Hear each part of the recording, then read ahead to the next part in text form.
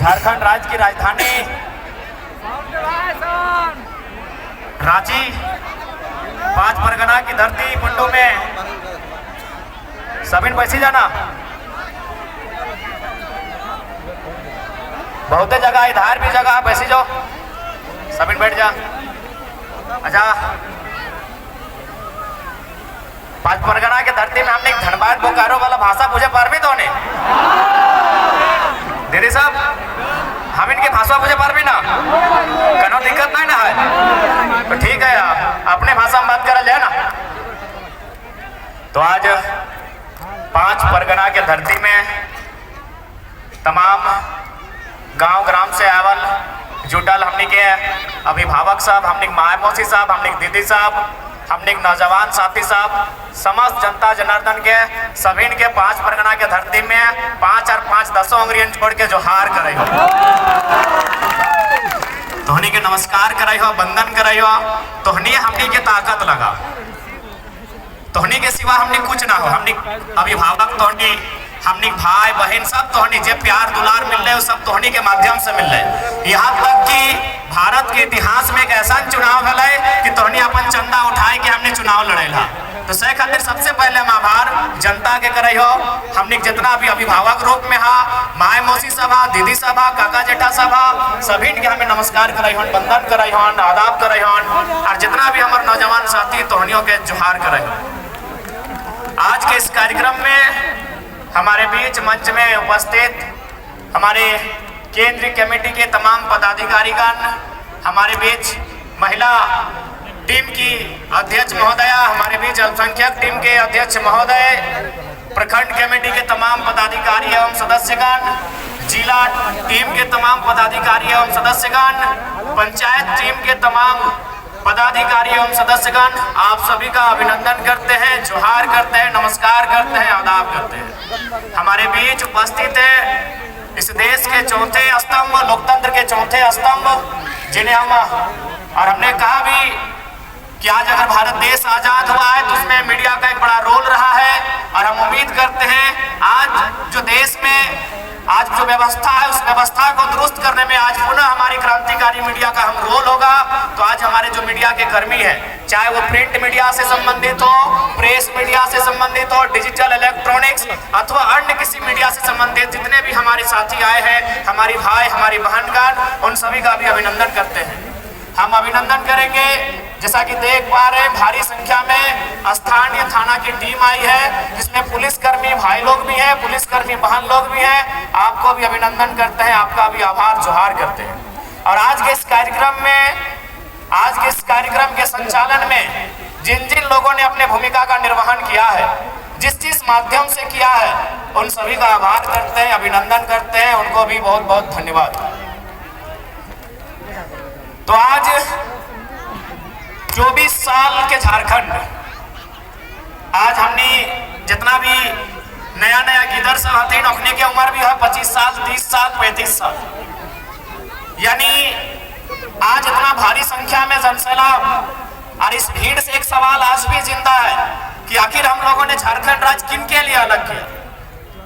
आज तोहनी बताओ कि आखिर झारखंड राज्य हमने के पूर्वज, हमने के बाप दादा लड़के जो अलग करल थे तो ककर खातिर अलग करल थे। ये धरती आबा भगवान बिरसा मुंडा के ओकरा नमन बंदन करे है। आज बताए दे आखिर ककर खातिर झारखंड राज्य अलग भले। झारखंड राज्य जब 2000 के झारखंड राज्य अलग करल गए तो उसी समय और 2 राज्य अलग भले। मध्य प्रदेश से छत्तीसगढ़ अलग कर ले, जस्ट यह साइड में हमने के सिमडेगा जैसे पार कर भी, गुमला जैसे पार कर भी, तक छत्तीसगढ़ नाम की एक राज्य है। तो मध्य प्रदेश से काट के ओकरा को नया राज्य बनेले। ठीक हमने उत्तर प्रदेश यानी गढ़वा साइड अगर जीवा तो उस साइड एक राज्य है उत्तराखंड, ओकरा भी उत्तर प्रदेश से अलग करके बनेले। उत्तर प्रदेश से उत्तराखंड के अलग सेम टाइम करल गए 2000 में। यानी झारखंड जिस समय बनल उसी समय इस भारत देश में और 2 नया राज्य बनल, और नाम छत्तीसगढ़ और उत्तराखंड। लेकिन आज यहाँ जितना छान जुटल है तो के पास बड़ा बड़ा मोबाइल हो, इंटरनेट हो, गूगल हो, पता कर लिया वो सब राज्य बने में एगो बिल्ली के भी गर्दन नहीं कटल गए। हमने तो निर्मल दा के एकदम गोली मार के छलनी कर दिल। छत्तीसगढ़ के बनवे खातिर और उत्तराखंड के बनवे खातिर एगो बिलार के भी बलिदान न मिले, इंसान तो छोड़ दे, यानी एगो बिल्ली भी नहीं मरल है उस राज्य के बनवे खातिर। तो हमारे झारखंड की तुलना अगर कोई बोलता है कि आप छत्तीसगढ़ का नीति से कीजिए, आप झारखंड की तुलना उत्तराखंड की नीति से कीजिए, तो हम करेंगे? हम करेंगे? बताइए। आज हर एक गांव में आप चले जाइए, चौक चौराहों को नजर गड़ाइए, हर एक गांव में हर समाज के लोगों का प्रतिमा मिलेगा। प्रतिमा कब का है? झारखंड अलग करने के टाइम कोई पुलिस की गोली से मरा है, कोई पुलिस की लाठी से मरा है, कोई और किसी कारण झारखंड राज्य अलग करने के कारण मरा है। तो हमारे राज्य की तुलना, हमारे राज्य का अलग गठन किसी दूसरे राज्य से तुलना नहीं किया जाता है। ये बात सबसे पहले आप लोग दिल और दिमाग में बैठा लीजिए। कौन क्या कहता है कहने दीजिए। यही भारत देश, जो लोग आज कानून की बात करते हैं कि नहीं भारत देश में कोई कहीं जाके रह सकता है, बस सकता है, चूंकि झारखंड के लोग, उनको लगता है कि झारखंड के लोग कम पढ़ल लिखल है, तो अखनी की कर तो बड़ा बड़ा अपन गर्दनवा ढोका फाड़ के बोल जब तो कि इंडिया एक संवैधानिक देश है, यहाँ कोई कहीं भी जा सकता है, रह सकता है, बस सकता है, जमीन खरीद सकता है। तो अखनी से इतने पूछिए कि भारत के इसी संविधान में 371 ए से लेके 6 तक के कानून है, जकर में नागालैंड से लेके मणिपुर से लेके मिजोरम और तेलंगाना तक के कानून है। नागालैंड के कानून में साफ साफ लिखा है कि वहाँ कोई गैर राज्य के आदमी 1 इंच जमीन नहीं खरीद सकल है। तो केवल ये नियम झारखंड खातिर थोड़ी है, यही भारत देश का कानून है। सबसे पहला बात, जो लोग संविधान की बात करते हैं वो कभी संविधान को पूरा पढ़े ही नहीं, क्योंकि हमारे देश का संविधान दो तरफ से बात करता है, सिंगल बात कभी नहीं करता है।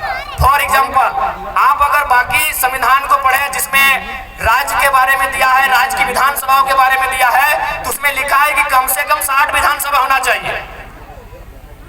उसमें स्पष्ट लिखा है कि कम से कम 60 विधानसभा होना चाहिए। लेकिन अरुणाचल प्रदेश के लिए, सिक्किम के लिए क्या लिखा है कि वो लोग 30 विधानसभा में भी काम चला सकता है। तो भैया एक मेरे देश का संविधान है, इसी देश के संविधान में झारखंड को कहता है कि आपके पास 60 विधायक होने चाहिए, तभी आप राज्य में सरकार का आधार बनेंगे। और इसी देश का कानून सिक्किम को कहता है, अरुणाचल प्रदेश को कहता है, और 2 राज्यों को कहता है कि आपके पास अगर 30 विधायक भी हैं लड़ने के लिए तो आप चला सकते हैं राज्य को। तो आज वास्तव में झारखंड के लोगों को भ्रम फैलाकर इसीलिए रखा गया कि हमारे लोग कहीं नहीं है। आज ब्यूरोक्रेट्स की बात कीजिए, आज जुडिशियरी की बात कीजिए, आज आप किसी भी सेक्टर में चले जाए, हमारे लोग नहीं हैं। इसीलिए एक तरह तरह के मन में इनको सेट कर दिया जाता है कि नहीं ये कानून नहीं बन सकता है, ये कानून का मांग करना ही आपका गलत है। आपका 1932 जो खतियान की बात करते हैं, ये अंग्रेजों के टाइम का कानून है। उनको बताइएगा कि अगर 1932 अंग्रेजों के टाइम का कानून है, तो इसी देश में सन 1990 में भारतीय संविधान में 66वां संशोधन करते हुए सीएनटी कानून जो 1908 का कानून है, उसके 3 अध्याय को क्यों शामिल किया गया? इसी देश में, इसी संविधान में, अभी आजाद भारत में, अंग्रेजों के टाइम नहीं, 1990 में 66वां संशोधन, कानून का नाम है सीएनटी कानून। कब का कानून है? 1908 का कानून है। तो भैया अगर 1908 का कानून आजाद होने के बाद लीगल हो सकता है, वह संवैधानिक हो सकता है, तो 1932 का कानून संवैधानिक क्यों नहीं हो सकता है? हाँ, अगर 1932 के कानून से किसी लोगों के हक अधिकार को रोक दिया जाता, किसी के हक अधिकार से वंचित कर दिया जाता, तब हम उसको असंवैधानिक कहते हैं। हमने तो बार बार यही कहा कि 1932 से लेके 1964 से लेके जिलों के अंतिम सर्वे सेटलमेंट से लेके यहाँ की भाषा, संस्कृति, परंपरा को ऐड करते हुए इस राज्य के लिए एक मजबूत स्थानीय नीति बनाई जाए, जो इस राज्य के लोगों को आगे आने का अवसर मिले, उनकी नौकरियों को, उनके रोजगार को, उनकी भाषा, संस्कृति को कोई छीन नहीं पाए। असंवैधानिक तब होता जैसे धनबाद बोकारो का खतियान 1932 का, यदि तमाड़ का खतियान 1964 का हो जाता और केवल कानून में 1932 ही शामिल किया जाता, तो हम कहते कि भाई असंवैधानिक है, इससे धनबाद को तो लाभ मिलेगा लेकिन तमाड़ वालों का 64 है। हम तो कह रहे हैं कॉलम बनाइए। अरे भाई, जब भारत के संविधान को पढ़िए ना, कोई भी धारा क्या सिंगल है? उप धारा है, उसमें अलग अलग क्लॉज है, A का 1 है, A1 का क्या है कि नहीं है? तो आप बिंदुवाज करके झारखंड की स्थानीय नीति को बनाइए। और यदि आप झारखंड की स्थानीय नीति नहीं बना पाते हैं तो फिर राजगद्दी छोड़ दीजिए। यदि आप नहीं बनाते हैं तो छोड़ दीजिए। और हमें लगता है, देखिए, सबसे पहला बात है कि कन्विंस करना। बहुत सारे लोग कहते हैं कि नहीं, इससे क्या होगा कि बाहरी भीतरी के बीच रोष होगा। तो हम यही कहेंगे, चलिए यही बगल में उड़ीसा है, काफी संख्या में हमारे लोग हैं, सब पढ़े लिखे लोग हैं, सभी पढ़ल लिखल लगे, तो चलिए उड़ीसा में 4 फॉर्म भर के आते हैं। चलिए देखते हैं कई गो हमारे वहाँ वीडियो बनते हैं उड़ीसा में। चलिए देखते हैं कई गो थाना प्रभारी उड़ीसा में बनते हैं झारखंड के लोग। चलिए देखते हैं कई गो लोग वहाँ टीचर की नौकरी करते हैं। अरे भाई, जब झारखंड के लोग उड़ीसा में नहीं तो उड़ीसा के लोग झारखंड में क्यों? ज्यादा माथा खपाने की जरूरत नहीं है। झारखंड के लोग अगर उड़ीसा की सरकारी नौकरियों में नहीं, यदि झारखंड के लोगों का 1 इंच का कब्जा उड़ीसा में नहीं, बिहार में नहीं, छत्तीसगढ़ में नहीं, यूपी में नहीं, तो उनका कब्जा और उनका मनमानी यहाँ क्यों रहेगा? यही तो सवाल है। आप ही बताइए, हमने तो बार बार कहा कि उड़ीसा हमारा बड़ा भाई है, पश्चिम बंगाल हमारा बड़ा भाई है, बिहार भी हमारा बड़ा भाई है। हम संयुक्त रूप से उड़ीसा, बिहार और बंगाल को शेयर किए हैं। आज बंगाल के पास 88,000 वर्ग किलोमीटर के आसपास जमीन है। आज अगर बिहार की बात करें तो 94,000 वर्ग किलोमीटर के आसपास है। अगर उड़ीसा की बात करें तो 1,55,000 वर्ग किलोमीटर है। हमारे पास 79,000 जो सबसे कम होता है, हमारे पास 79,000 वर्ग किलोमीटर का जमीन है। तो उसमें आप नजर काहे गड़ा के बैठे हैं? उसमें आप नजर गड़ा के काहे बैठे हैं बताइए? हमको यहाँ मीडिया के लोग हैं, पढ़े लिखे लोग बैठे हैं, बुद्धिजीवी लोग बैठे हैं। क्या किसी झारखंडी ने, मैं आज पूरे भीड़ से ये दावा करना चाहता हूँ और सवाल भी करना चाहता हूँ, क्या किसी झारखंडी ने उड़ीसा की राजधानी भुवनेश्वर भुवनेश्वर है ना, उड़ीसा की राजधानी भुवनेश्वर, पश्चिम बंगाल की राजधानी कलकत्ता और बिहार की राजधानी पटना में 1 इंच जमीन कब्जा किया है? 1 इंच। हम सवाल पूछते हैं। हम बिल्कुल उन्हीं 3 स्टेट से हमारी पहचान रही है। तो क्या हमारे लोगों ने उड़ीसा की राजधानी में 1 इंच जमीन कब्जा किया है? क्या हमारे लोगों ने कलकत्ता में 1 इंच जमीन कब्जा किया है? क्या हमारे लोगों ने पटना में 1 इंच जमीन कब्जा किया है? नहीं किया है ना, नहीं किया है ना। चलिए आपको रांची देखना है, चलिए आपको रांची देखना है, हमारी जमीनों पे कब्जा, चलिए आपको देखना है। तो ये कौन सा बाहरी भीतरी का लड़ाई है भाई? माने आप हमको दबा के रखिएगा, हमको हम अपने जूते के नीचे रखिएगा, और अगर हम आवाज उठाएंगे, आपका विरोध करेंगे, आप कहेंगे बाहरी भीतरी की बात है। बताइए क्या गलत बात कह रहे हैं? हमको 1 इंच चले ना भुवनेश्वर में कि कोई झारखंडी जाके 1 इंच कब्जा करके बैठा। चलिए रांची घुमाते हैं, चलिए आपका रांची जिला ही घुमाते हैं। चलिए हजारों हजार एकड़ जमीन दिखाएंगे कि बाहर के लोग कब्जा करके बैठे हैं, जबरदस्ती कब्जा करके बैठे हैं। इसलिए हमारी लड़ाई कोई गलत नहीं है। हाँ, हम अभी कमजोर हैं, चूंकि समय हमारा कमजोर है, चूंकि सिस्टम उनके पास है। देखिए जो सही है उसको हम कहेंगे, लोग हमें वोट दे ना दे अलग बात है। हम कभी वोट लेने के लिए समझौता नहीं करेंगे। हम वोट लेने के लिए सुदेश महतो और हेमंत सोरेन बनने नहीं जा रहे हैं। जो सही है तो सही है, झारखंड के साथ समझौता नहीं करेंगे। यदि हमको समझौता करना होता तो आज तोहनी के बतावे चाहिए, आज हम दिल्ली में शपथ लेते लिए। अरे उतना तो छोड़ दीजिए सांसद का, आपको क्या लगता है कि विधानसभा में ऑफर नहीं आ रहा है? विधानसभा में अभी तक 7-7 सीट का ऑफर आ चुका है कि आप हम लोग के साथ आइए, आपको 7 सीट देंगे। अगर आप जीत के आते हैं, अगर 7 सीट जीत जाते हैं तो 2 लड़का को आपका मंत्री बनाएंगे। तो ऐसा नहीं कि हम लोग को अभी ऑफर नहीं आ रहा है।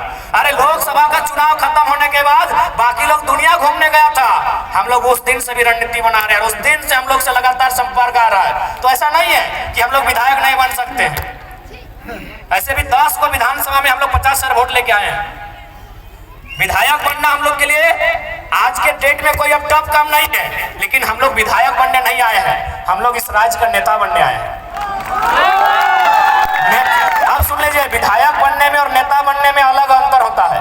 विधायक किसी की चापलूसी करके, पार्टी की गुलामी करके बन सकते हैं। अभी आप संजय सेठ जी, चलिए मंत्री हैं, उनको बधाई देते हैं। संजय सेठ नो डाउट सांसद है और मंत्री भी हैं, लेकिन नेता नहीं है, क्योंकि ये शख्स बिना पार्टी के वार्ड नहीं जीत सकता। नेता नहीं है भैया। हम उनको बधाई देते हैं कि चलिए मंत्री बन गए, झारखंड के लिए काम कीजिए, लेकिन वो लीडर नहीं है।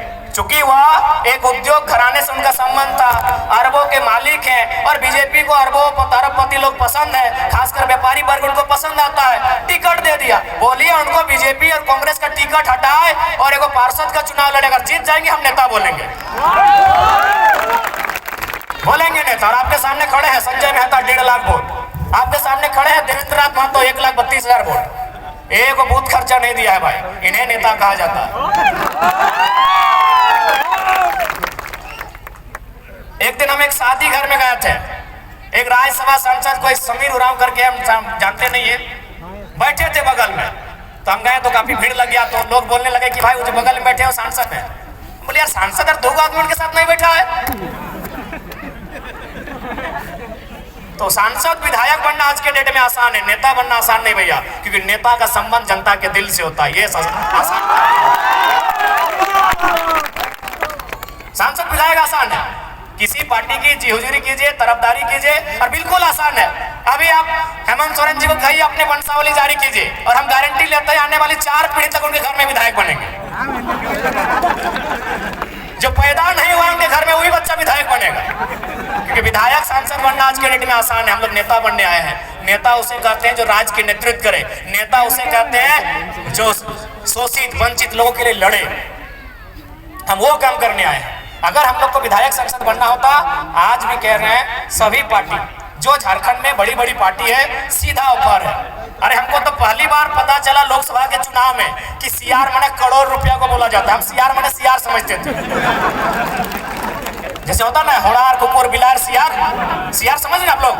तो हमको भी मालूम था कि सीआर माने सीआर होता है, लेकिन जब उस पार्टी के साथ हम बैठे, उसके महामंत्री से हम बैठे, उनसे हमारी 18 मिनट मीटिंग हुई, तब उन्होंने कहा कि आप पे सीआर इन्वेस्ट करेंगे। हम बोले क्या टाइगर पे सीआर इन्वेस्ट कीजिएगा? बोला सीआर माने करोड़ होता है। हमको पहली बार मालूम चला कि सीआर को करोड़ कहा जाता है। तो भैया अगर हम लोग को अगर अपने लिए जीना होता, अपने लिए महफिल सजानी होती, तो करोड़ों रुपए का इन्वेस्ट करने के लिए लोग तैयार थे। लाख रुपए नहीं, करोड़ों रुपए। यहाँ तक कि हमें कहा था कि काहे आप स्कॉर्पियो से मतलब चलते हैं, हम लोग चुनाव के कैंपेन के दरमियान आपको हेलीकॉप्टर भी मुहैया करवाएंगे। लेकिन क्या ये रास्ता अगर हम लोग भी अपने स्वार्थ के लिए चुन लेंगे तो क्या झारखंडियों के साथ धोखा नहीं होगा? आज हम कभी भी सभा में आते हैं तो सबसे पहले जो लोग हमारे सामने बैठते हैं उनकी आंखों में देखते हैं, उनके मुरझाए हुए चेहरे को देखते हैं, उनके जो झुर्रियां, उनके एक जवानी अवस्था में जो चेहरे पे झुर्रियां आ गए, उन झुर्रियों को देखते हैं। नौजवानों के 30-35 साल के जो नौजवान, उनके जो बाल सफेद होने लगे, उस व्यवस्था को हम लोग देखते हैं कि आज क्या दशा है हमारे राज्य की, आज किस स्थिति में गुजर रहा है हमारा राज्य। आज 40% खनिज देने के बाद भी हमारे राज्य में कहीं कोयला तो कहीं लोहा तो कहीं तांबा तो कहीं यूरेनियम रहने के बाद भी अगर हमारे राज्य के नौजवान इस हाल में रहेंगे, अगर हमारे राज्य के नौजवान इस दशा से गुजरेंगे, तो हमें लगता है इस दशा को, इस दुर्दशा को बदलने का जिम्मा उठाना चाहिए। इसीलिए हम लोग एक शुरुआत करने आए। हमने हटो नहीं कहा कि हमने कोना जादू के छड़ी लेके आए लियो और घुराए देबो और तोहनी के रातों रात समस्या के समाधान बजे तो देखा झूठ सच कहना आए लियो। हमने एक कोशिश करे आए लियो और कोशिश हमने 2 तरह से कर सका लियो। एक कोशिश धरना दे के, एक कोशिश आंदोलन करके और एक कोशिश विधानसभा के अंदर बैठ के। तो हमने धरना दे के कोशिश कर लियो, आंदोलन भी दे लियो। आज सबिन केस खाए लो, जितना भी हमने प्रत्याशी हलो सबिन केस खाए ले हलो, कि नहीं सबिन केस खाए लो। जकर जकर तो नाम हमने पार्टी में जाने हैं, सबिन केस खाए लो। तो हमने आंदोलन से तो कभी पीछू ना हट लिए, हमने आंदोलन करे से कभी पीछू ना हट लिए, हमने जनता के बात कहीं भी राखे से कभी पीछू ना हट लिए। लेकिन अब हमने के लागा है और तोहनियों के लागा है कि अब आंदोलन के साथ साथ, धरना के साथ साथ नौजवान सबके मौका विधानसभा के भीतर मिलना चाहिए। मिलना चाहिए या ना मिलना चाहिए? मिलना चाहिए ना, मिलना चाहिए ना मैया मुसियन दीदी साहब, अब विधानसभा के भीतर मौका मिलना चाहिए ना। तो अगर मिलना चाहिए तो इस बार जोरदार तैयारी होना चाहिए। अब सवाल रह गए कि आखिर विधानसभा के चुनाव क्यों? तो देख ले, राज्य सरकार के अपन एक विशेष अधिकार रहा है, राज्य सरकार के अपन कानून बनने के अधिकार रहा है।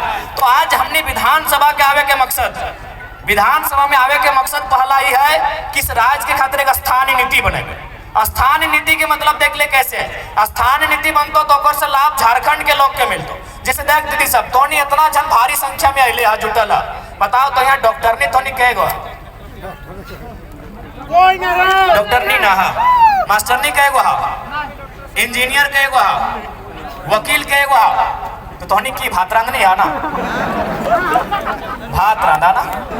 बताओ झारखंड के बहु बेटी जकर बाप दादा के गर्दन कट के अलग भय गए, जकर बाप दादा के पीठ के चाम छाल के पीटा होती पुलिसियन में, ये सब झारखंडी पुलिस लगो। पहले जब हथोन परदेसिया पुलिस तो हमने के पिठवैन के चाम छाल दे मारते मारते। ये बगल में तिरुल्ली हो अजीत महतो धनंजय महतो के जो गोली चल रहा है, 16 साल के लड़का जो मर गया है, शहीद भई गया है, पता कर ले वहाँ की कारण लगल। बस कारण हटे है कि ब्लॉक में अपने धरना दिला, यानी सोच ले कि हमने उस समय ब्लॉक में धरना भी नहीं दे सकला। धरना देना तो कोई अपराध नहीं लगले, ब्लॉक में धरना दिला है, लेकिन सही समय सब परदेसिया पुलिस मनमानी दंदना की गोली चले है, 2 नौतुन किधर मर गए, अपने चौका के सामने मूर्ति भी बनल है, देख लेवा। ई राज्य के हमार दशा है। तो स्थानीय नीति के मतलब है कि जकर बाप दादा बलिदान दे के इस राज्य के अलग कर। आज ओकर घर एक बहु बेटी बताओ, वो मास्टर नहीं बने के मौका नहीं मिलो हो, ओकरा वकील बने के मौका नहीं मिलो हो, और कितना महीना अगर कोनो काम भी तोहनी के मिलो तोहनी की काम मिल तो नहीं को तक सादा लोग अगर हरा पैर देख लला, सफेद साड़ी और हरा रंग का पार, तो समझ लीजिए वो मलेरिया फलेरिया की टैबलेट बांटने वाली दीदी है। वो झारखंड की बेटी है, नो डाउट, एकदम 100 या 99% हुए जो वो लेडीज जो है वो झारखंड की बहू या बेटी है। महीना कितना 4000 5000। एक वो साड़ी का रंग गुलाबी है, अगर गुलाबी साड़ी देख लिए गांव घर में तो समझ लीजिए वो क्या काम कर रही है ना, वो जल सहिया है। यदि आप आसमानी साड़ी देख लिए तो समझ ले कि आंगनबाड़ी की सेविका है। ये काम किसको है? झारखंडी को। और चले जाइए रांची के दफ्तर में, चले जाइए जमशेदपुर के दफ्तर में, जहां एसी चल रहा है, जहां मैडम जी कलम लेकर बैठी हैं, उसका तनख्वाह 60,000 है, उसका तनख्वाह 90,000 है, उसका तनख्वाह 1,20,000 है। और पूछिएगा आप कहाँ की हैं, बोलेगी हम इलाहाबाद के हैं, हम पटना के हैं, हम छपरा के हैं, हम दिल्ली के हैं, हम लखनऊ के हैं। तो हाँ, हम लोग बर्तन मांजने के लिए झारखंड लिए नहीं, हम लोग बर्तन मांजने के लिए झारखंड लिए हैं। हमारी बहू बेटी लोग बर्तन मांजेगी नहीं, हम लोग बर्तन मांजे, हमारी दीदी लोग बर्तन मांजेगी। और ये हम नहीं कह रहे हैं, ये आंकड़े कह रहे हैं, सरकार के आंकड़े कह रहे हैं कि 75,000 झारखंड की 75,000, उसमें मैक्सिमम आदिवासी घर की बेटियां दिल्ली में, चेन्नई में, बंबई महानगरों में दाई का काम करती है। ये आंकड़े कहते हैं 75,000, यानी जिनके लिए राज बना है उनके घर की बहू बेटियां दिल्ली में जाके नौकरानी का काम करती है, और जिनका इस राज्य से वास्ता नहीं वो मलकती है, चमकती है और महारानी का काम करती है। ये हमारे राज्य की दुर्दशा है। हमें उन बहनों से भी शिकायत नहीं है, हमें शिकायत हमारी सरकार से। वो दिल्ली की बहन हो चाहे पटना की बहन हो, हमें उससे कोई शिकायत नहीं है। शिकायत हमारी सरकार से है कि आप इस राज्य से बाहर लोगों को अवसर क्यों देंगे, क्यों देंगे? ये राज्य हमारा है, इस राज्य में गैर राज्यों को अवसर क्यों मिलेगा? अगर उनको ही अवसर देना था, यदि एचआर बन के यूपी के लोग ही आते, ठेकेदारी करने के लिए बिहार के लोग आते, नर्स बनने के लिए उड़ीसा के लोग आते, और यदि कंपनी को चलाने के लिए बंगाल के लोग आते, तो निर्मल महतो को गोली काहे चलाए थे भाई? निर्मल महतो क्या मने काहे शहादत दिए थे?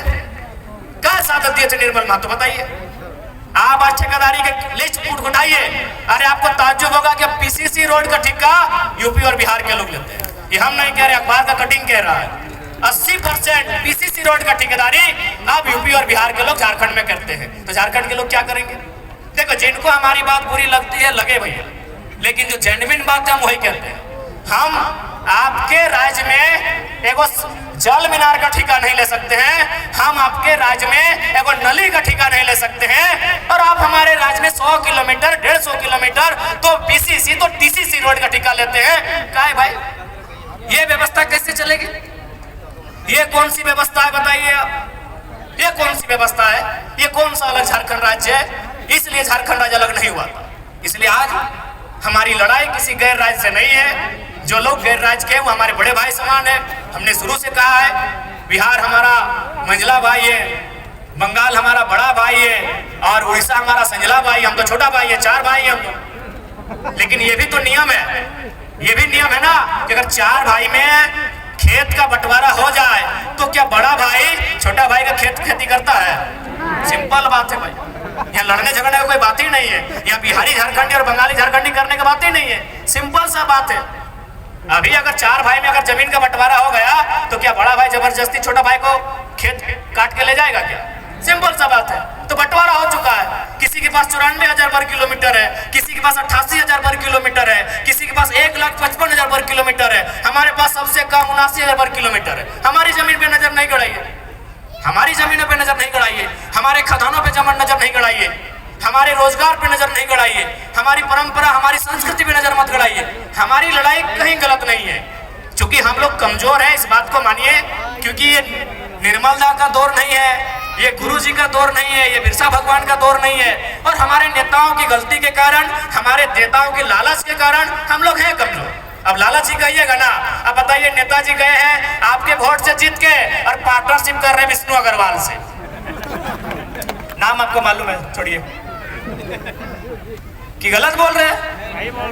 अरे आपको पार्टनरशिप भी करना था तो देवेंद्र मुंडा से करते, देवेंद्र महतो से करते, जो लोगों को वोट दिया। क्या गलत बोल रहे हैं? हमारे नेताओं की उदासीनता, हमारे नेताओं की स्वार्थ नीतियां आज हमारे इस राज्य को कंगाल कर रही है। आज देखिए, माननीय मुख्यमंत्री का उदाहरण लीजिए। क्या आपको लगता है, मैं आज आदिवासी समाज से ये सवाल करता हूँ, और आदिवासी नहीं, आदिवासी में भी अब 35-36 प्रकार के समुदाय आते हैं, मैं संथाल समाज से सवाल करता हूँ। क्या पूरा समाज और एक तरफ मुख्यमंत्री, आपको नहीं लगता है अगर सच में अगर वो संथाल हितैषी ही होते तो चंपई कुर्मी थोड़ी थे, चंपई सोरेन कुर्मी थोड़ी थे, चंपई सोरेन कोयरी तेली थोड़ी थे, चंपई सोरेन भी संथाल समाज के ही बेटे थे। 3 महीना बर्दाश्त नहीं हुआ, अरे खुद तो बाहर आ गए, भाभी को भी लड़ा दिए गांडे से। हम तो बोले आप उनकी वंशावली जारी कर दीजिए और अपना सीट जारी कर दिए, काहे वहां नया लड़का लोग तैयारी करेगा। 3 महीना बर्दाश्त नहीं कर पाए ये लोग। 4 साल 5 साल, कोई हजारीबाग में चूल पका के आया है, कोई जमशेदपुर में 10 साल अप्रेंटिस का काम करके आया है, कोई धनबाद के कोयला खदानों के अंदर प्रैक्टिस करके आया है, 10 साल तक प्रैक्टिस किया है, और अब 3 महीना बर्दाश्त नहीं कर पाए, तुरंत सीएम का कुर्सी आपको चाहिए। और आके चूंकि है थोड़ा सा लोग आके बहुत अच्छा माननीय मुख्यमंत्री जी दिखाने भी लगे, बड़ा बड़ा दाढ़ी पका पका के, जैसे जेल में सुविधा नहीं था। मैं आपको कहूंगा, ध्यान से देखिएगा, वो केवल वो कहते हैं हाथी के दांत खाने के अलग होते हैं, दिखाने के अलग है। तो माननीय हेमंत दा जो वो दिखाने के लिए दाढ़ी बढ़ाया है, पाँव देखिएगा यहाँ सेविंग हुआ है, पाँव देखिएगा। क्योंकि लोग आपको बताएंगे कि जेल में सुविधा नहीं थी, जेल में हमारे साथ वहां भी अत्याचार हो रहा था, गरीब आदिवासी है वहां भी अत्याचार हो रहा था। ध्यान से पाँव को देखिएगा, ईमानदारी से बोल रहे, आप चेक कीजिएगा, पाँव का सेविंग हुआ। ये दिखाना होगा ना भैया, आप नोट नहीं किए, आप भावनाओं में बह गए कि चलिए बाहर आ गए हैं। ठीक है, उनके प्रति अगर जेल में थे हमारी भी हमदर्दी है, लेकिन अगर वो राज को छलने का काम करेंगे, केवल अपने परिवार का जेब भरने का काम करेंगे, तो हम हेमंत से भी सवाल करेंगे, अर्जुन मुंडा से भी सवाल करेंगे, और सुदेश महतो से भी सवाल करेंगे। आपके साथ अगर अन्याय होगा तो हमदर्दी रहेगी। आपके साथ ईडी ने आपको परेशान किया, हमदर्दी हमने दिखाई कि भाई ईडी खाली विपक्ष के पास ही क्यों है, वो पक्ष वालों के पास क्यों नहीं है, बीजेपी के लोगों के पास क्यों नहीं। बिल्कुल, हमने हर बार इंटरव्यू कहा, लेकिन आप आकर दिखाएंगे बड़ा बड़ा दाढ़ी और 5 सेब करके आएंगे तो जनता को तो बताएंगे।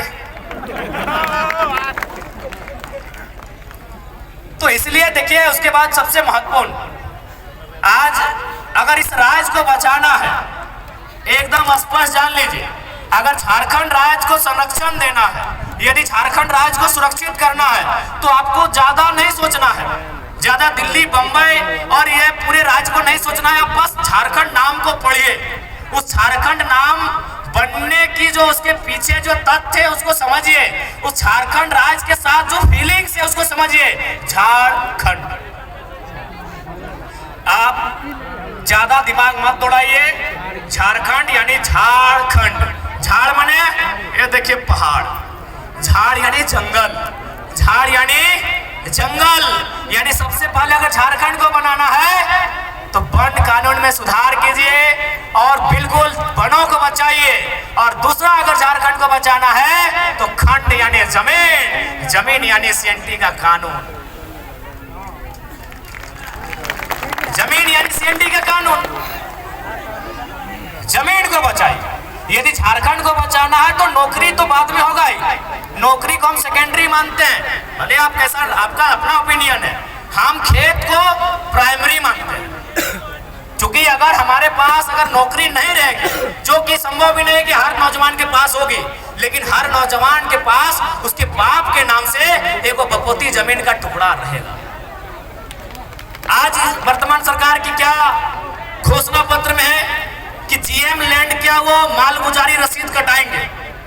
जीएम लैंड शायद नौजवान नहीं समझते, समझना चाहिए, क्योंकि नौजवान थोड़ा इंस्टाग्राम वाले हो गए, नौजवान थोड़ा फिल्टर वाले हो गए, नौजवान थोड़ा फेसबुक वाले हो गए, इसलिए पता नहीं जीएम लैंड समझते हैं कि नहीं। आज देखिए चूल पका हुआ दादाजी लोग जीएम लैंड समझते हैं। जीएम लैंड यानी हमारे बपोती जमीन, जीएम लैंड। आप देखिए यही से सवाल सुनिए, अभी तक रसीद नहीं कटा रहा है, सरकार का ये घोषणा था, उससे नुकसान क्या होगा सुनिए। पहला बात, जीएम लैंड किसी सरकार की नहीं है, हम तो स्पष्ट कहते हैं कि कोई भी जमीन किसी सरकार का नहीं है, कोई जमीन किसी सरकार का नहीं है। पता है क्यों? ना सरकार बना है 15 अगस्त 1947 को, और ये जमीन हमारे पास कब से है? अरे हमको तो लगता है किसी किसी का बाप का जन्म 1947 में है, हमारा कई गो पीढ़ी से पहले से जमीन हमारा है, तो ये जमीन हमारी है। इसलिए अगर हम लोग विधानसभा में आते हैं तो सबसे पहले जो जीएम लैंड है उसकी रसीद एकदम पुख्ता काटी जाएगी, उसकी रसीद किसानों के फेवर में काटी जाएगी। सबसे पहले अगर झारखंड को बचाना है तो यहाँ की जमीन को बचाइए। अगर जमीन ही नहीं रहेगी और कहीं के लोग आकर यहाँ बसेंगे, अपने साथ अपनी भाषा को लेके आएंगे, अपनी परंपरा को लेके आएंगे। आज देखिए असूरी जनजाति, हमारे पास जो ट्राइब की लिस्ट है उसमें एक 8 लिस्ट है जिसमें प्रिमिटिव ट्राइब आते हैं, जिसमें असूरी जनजाति आती है। क्या आपको मालूम है असुर लोग अभी कहाँ है, कितनी संख्या में है, उनकी भाषा कहाँ है? नहीं, खत्म हो रहा है। क्योंकि देखिए जैसे जैसे दूसरे राज्यों के लोग हमारे बीच आएंगे, नो डाउट मानसिक रूप से, हर स्तर से, बौद्धिक रूप से वो हमसे आधुनिकता के मामले में अच्छे हैं, हमसे अच्छा जीवन यापन करते हैं, तो उनके प्रेशर में, उनके दबाव में फाइनली दौर ऐसा आएगा कि हमारे लोग अपनी भाषा संस्कृति को खोते चले जाएंगे। हमारे लोग अपनी भाषा संस्कृति, अपने परंपरा को, अपनी पहचान को खोते चले जाएंगे। इसीलिए यदि झारखंड को बचाना है तो सबसे पहले झारखंड यानी जंगल और दूसरा जमीन। झारखंड में वही लिखा है, झाड़ यानी जंगल और खंड यानी जमीन का टुकड़ा। अगर जमीन के टुकड़े को आप बचा लेते हैं तो झारखंड ऐसे बच जाएगा। कहेंगे झारखंड की मैक्सिमम जमीनें सीएनटी में आती है, झारखंड की मैक्सिमम जमीनें एसपीटी में आती है। अगर बाय द वे संविधान का दायरा में भी रह के अगर 10% लोग जेपीएससी में चले आते हैं, 10% लोग किसी बहाली में चले आते हैं, तो भैया उनको नौकरी तो भले झारखंड में करेंगे, लेकिन भाड़ेदार बनकर हमारे भाड़े के घर में रहना होगा। समझिए बात को। भले वो कोई सरकारी नौकरी करे, वीडियो बन के आए, सीओ बन के आए, या डीओ बन के आए, या डीएसपी बन के आए, लेकिन सीएनटी जमीन है। और सीएनटी जमीन यानी आदिवासी का जमीन गैर आदिवासी नहीं खरीदेगा, एससी का जमीन गैर एससी नहीं खरीदेगा, महतो का जमीन गैर महतो नहीं खरीदेगा, जो भी सीएनटी में आते हैं, मुंडा का जमीन गैर मुंडा नहीं खरीदेगा। तो सीएनटी का मतलब ही है कि आपकी जमीन को बचाना। और स्पष्ट कहेंगे क्योंकि ये बिरसा बाबा और विशेषकर उनकी धरती है, भगवान बिरसा मुंडा की धरती है, तो हम एक लाइन कहेंगे, बिरसा मुंडा की शहादत के बाद इस राज्य को क्या मिला?